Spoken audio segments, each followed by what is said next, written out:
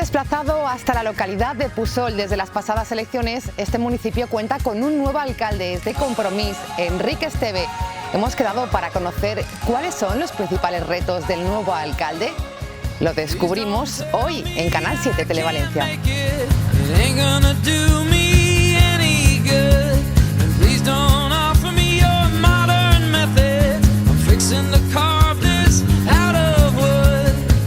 Hoy nos abre las puertas de su despacho el nuevo alcalde de Puçol.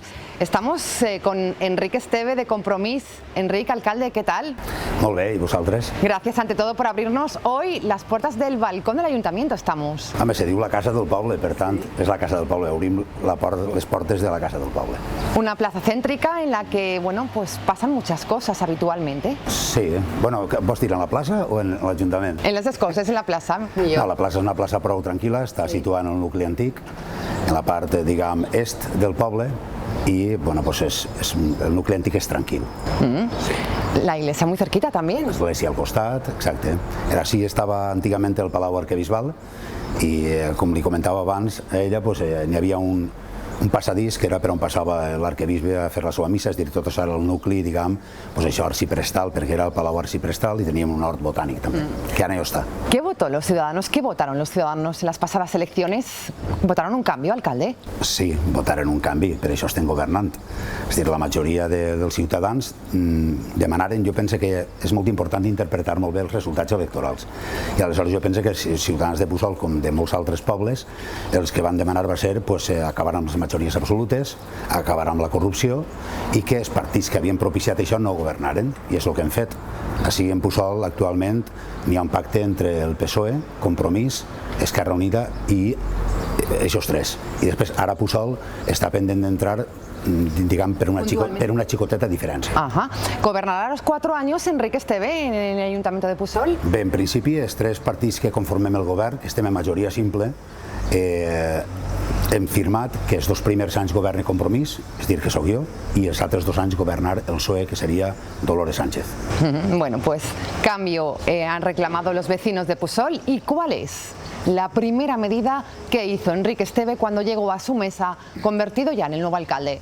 La primera mesura que vaig ordenar va ser que, diguem, se muntara una roda per a que tots els negocis i els professionals del poble puguen participar treballant per a l'Ajuntament. És a dir, sempre ha solgut passar, quan ha governat, diguem, partits majoritaris, que, diguem, sempre estaven els mateixos treballant per a l'Ajuntament, sobretot en les feines externes. I la primera mesura va ser donar ordre a contractació que anara rodant la roda, tant en els negocis com en els professionals del poble. Una medida que ha sido aplaudida ya por los vecinos. ¿Les ha gustado esto? Dona, jo penso que tot el que siga, és dir, i més en època de crisi, que puguem participar tots i que tots puguem treballar per a l'Ajuntament i que els diners públics repercutisquen en tots, jo penso que és important. Hemos escuchado mucho últimamente esta frase, una nueva manera de gobernar. ¿También se va a practicar aquí en Puçol? ¿Y en qué consiste? ¿Hablamos de más participación, más transparencia, más consenso? Sí, i més austeritat. És a dir, nosaltres anem a ser l'equip de govern que cobra menys des de fa moltíssims anys i també, efectivament, és a dir, transparència total. Hem creat una regidoria de transparència que és la que s'encarregarà de que muntar el portal i que els ciutadans puguen accedir a tot tipus d'informació que la llei permeta, que pensem que diguem, pràcticament és quasi tot. No estem sols parlant ja del sou dels càrrecs públics, sinó també de les ofertes de treball que puguen arribar, que abans era, diguem, que si no llegies el butlletí de la província o el butlletí oficial de l'Estat tu no t'enteraves de res. Ara, mitjançant aquest portal de transparència, la gent tindrà accés a qualsevol tipus d'informació, sobretot el tema del treball. Y sobre todo, mucho diálogo y mucho consenso, sobre todo también por las fuerzas políticas que están ahora representadas en este ayuntamiento. Sí, això és el que ens ha demanat, diguem, els resultats són això, és a dir, estem en temps de més diàleg, més consens i més participació. És a dir, els pressupostos per primera vegada van a ser participatius. Què van a consistir? Pues nosaltres, mitjançant el portal de transparència, mitjançant els mitjans de comunicació i les xarxes socials, l'equip de govern, diguem, sobretot perquè on se pot participar són a les inversions, donar prioritat a les inversions. I en aquest apartat d'intervencions, l'equip de govern està pensant en, diguem, fer una relació d'inversions i el poble decidirà, el ciutadà decidirà quines són prioritàriament les que es tenen que portar a terme. Això, la veritat és que té l'avantatge de que a nosaltres es lleva un poc de pes perquè si ens equivoquem ens equivocarem tots. Bueno, pues enseguida descubrimos con el alcalde esas inversiones que serán o no prioritarias en esta legislatura, lo descubriremos. Ahora, alcalde i de professió actor, Enric. Sí, bueno, jo fa molts anys me dedicava a la part financera d'empreses, però després és allò de que dir, quan podria jo fer el que m'agrada? Doncs bé, la vida em va donar aquest regal, si cap dir-ho així, i sobre l'any 1999-2000 vaig poder, diguem, intentar fer art dramàtic, me vaig ficar en el món del doblatge i de la interpretació i del cant, i aleshores és del que he viscut fins ara, fent contacontes per xiquets també. Y ha salido en muchas series de televisión, todo hay que decirlo. También en algunas series de televisión, tanto a nivel autonómico como a nivel estatal. Bueno, pues esta parte curiosa también nos gusta darla a conocer a nuestros telespectadores, lo que fueron, lo que son nuestros alcaldes. ¿Bajamos a esta plaza, Enric? Sí, i vos l'ensenya així de més a prop. Venga, pues vamos a conocerla.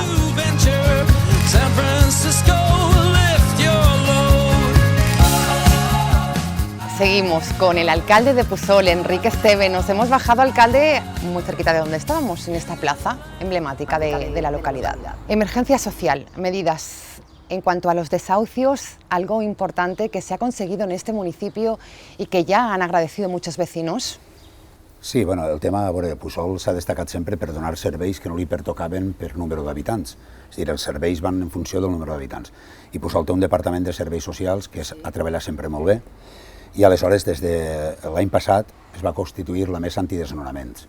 Això què vol dir? Que volem que Pusol siga un poble sense desnonaments. Per aconseguir això hem tingut que comptar amb el recolzament de tots els diferents partits polítics, sindicats, associacions, col·lectius. Està obert a qualsevol col·lectiu i associació que vulgui entrar.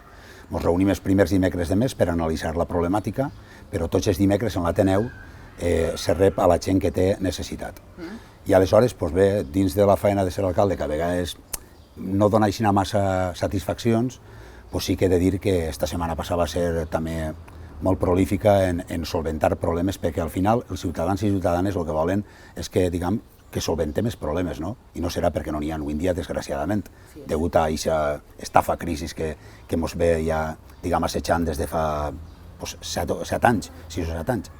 Aleshores, esta setmana passada, això aconseguirem, per exemple, en Cajamar, que 4 famílies no caigueren en risc d'exclusió social i que salvaren en dació de pagament algunes i altres retardant la venda del pis, solventar aquests greus problemes, que això sí que és un greu problema, de que les persones no puguen fer la vida, diguem, normal amb els seus fills. Alcalde, el tema del empleo es algo que preocupa también. No tienen competencia directa los ayuntamientos, pero sí que podemos dar una noticia positiva en este sentido. ¿Podemos ya anunciarlo? Bé, a veure, és una notícia que, diguem, es fraua la legislatura passada. Hi ha una empresa que està en Rafelbunyol i que se'n ve a Pusol, vol vindre a Pusol i s'establirà, comença a construir totes les seues naus ara, a partir d'agost, setembre, i en setembre de l'any que ve estarà en ple funcionament, ven una plantilla aproximada de 150 treballadors, però el bo és que és una empresa que està en plena expansió i que ens van comentar en la primera reunió que hem tingut que van augmentar la plantilla, i no sols això, que segurament vindran també en 1, 2 o 3 empreses auxiliars. Això jo penso que avui en dia, tal com està l'assumpte de l'ocupació i que és prioritari per a aquest equip de govern del crear ocupació, pensem que és una gran notícia. No és comparable, però en els anys 60 vingué Cointra, a Pusol, i van haver fins a 1.300 operaris. Això, des de l'O, no és comparable, però sí que és paregut a que quan vingueren els anys 60 Cointra, ara, en els anys 2015, i això, vinguen empreses i que creen ocupació. És la primera, digamos, la política que todo gobierno desea, ¿no? Implantar. Asignaturas pendientes que tiene el municipio, nos gustaría conocerlas, alcalde, que iban también en su propuesta, en el programa de cara a las elecciones. ¿Qué va a hacer en este sentido? Mira, anem a deixar-se la pell per totes i cadascuna, no? Però és que Pusol és primordial que solvente el problema que té d'infraestructures, sobretot quan a causa de les pluges s'embassa l'aigua. Tenim 4 punts, però sobretot 2 extremadament greus, que tenim que solventar, perquè el poble se queda incomunicat quan plou a muntó. i aleshores és davant de la caserna de la Guàrdia Civil. Sí. Després tenim el carrer Rafael Bunyol, a l'altura del col·legi de l'Escola de la Milotja, i després estan, anant cap a l'Horta, el camí Fondo té uns daus també que s'envasen, i el carrer Mallaeta. I això tenim que anar, són infraestructures que sabem que són cares, que són costoses, però que alguna vegada és que són superprioritàries i a més, és dir, que tenim que començar per alguna d'elles ja. El que no pot passar és que passen els anys i Puçol continua envasat per l'aigua. Tenim les vies pendent del soterrament, que t'ho comente ja, és dir, anem a crear una plataforma o associació de posar-se en contacte en tots els pobles que passen les vies pel centre per a formar un front comú de cara al Ministeri de Foment per a que soterren les vies. És un perill, i més pensant que l'AVE passarà, encara que hi havia un projecte per a passar-lo per fora del poble, que seria un altre mur a afegir, ara pareix que volen que passi també per on van les vies, diguem, de Rodalia, i aleshores no pot passar un tren a 180 km per hora per dins del poble. Puçol sempre s'hi t'ha escaldat. Tenim l'autovia per baix, que fa 4 dies que tenim l'accés cap a València i que pugui entrar. Tenim el bypass, també que tenim que anar a Rafelbunyol, és a dir, sempre Puçol ha sigut castigat per els diferents governs que han hagut. I encara que ara estigui el mateix govern en València que a Puçol, jo com a alcalde no vaig a permetre que continúe esa política. Que se va a exigir igual, con la misma contundencia, más todavía, més encara. En més contundència per a solventar en definitiva els problemes que té Puçol y que ciutadans tinguem millor qualitat de vida. Bueno, pues muchas propuestas la que nos ha contado y las que nos seguiría contando, sí. Pero no nos da para más este espacio. Enric, le deseamos muchísima suerte, lo vemos con ganas, lo vemos con una hoja de ruta muy clara, sí, de lo que quiere para su pueblo, por esa confianza que ha conseguido de sus vecinos. 2 o 4 años, veremos. Pues en principi 2, que és el pacte de govern que tenim els 3 grups que formem el govern. Aleshores és una majoria simple. N'hi ha un altre grup polític que no ha volgut entrar a formar part del govern perquè volia que Compromís fos 4 anys. Nosaltres hem signat 2 i 2 perquè estem en temps, diguem, que hi ha que consensuar i hi ha que dialogar, però d'ací 2 anys, pues bueno, veurem el que passa. Pues muchísima suerte. Lo que passa que siga lo millor. Exacte, molt bé. ¿Me enseña la iglesia que no hemos visto? Claro que sí.